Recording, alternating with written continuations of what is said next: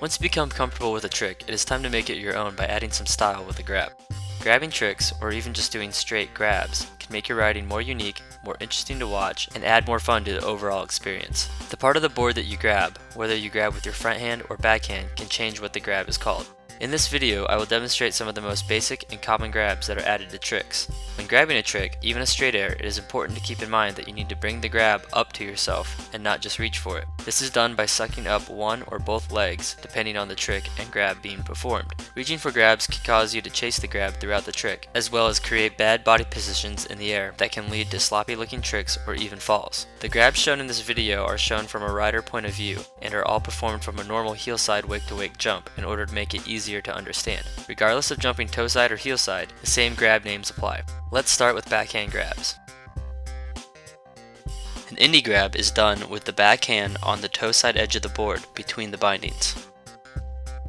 For a tail grab, reach with the backhand and grab on the back tip or tail of the board.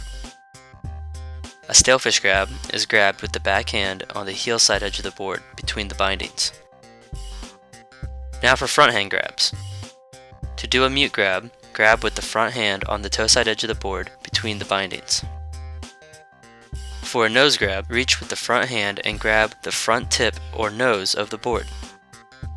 A melon is grabbed with the front hand on the heel side edge of the board between the binding. Now that you're familiar with the basic grabs, let's go over some pointers to make your grabs look legit and not sloppy. Hand placement is key and can really change how stylish a grab is. For tail and nose grabs, be sure to grab directly on the tips of the board and not on the toe or heel edge. For grabs between the binding, either on the heel or toe edge of the board, such as indie, mute, stalefish, and melon, the standard place to grab is directly in the middle of the bindings. Be sure not to grab on the outside of the binding on either the toe or heel edge. This is considered to be very sloppy.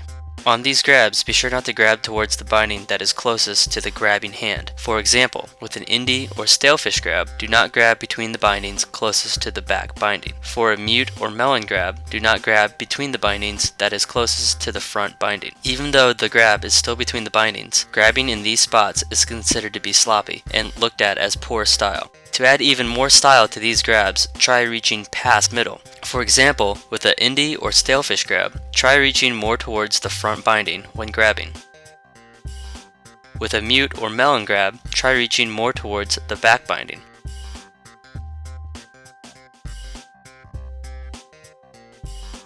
Along with that, try poking your grabs out. Not only does this add more style to the grab, but it can also help reach past middle on some grabs and make your tricks look even better.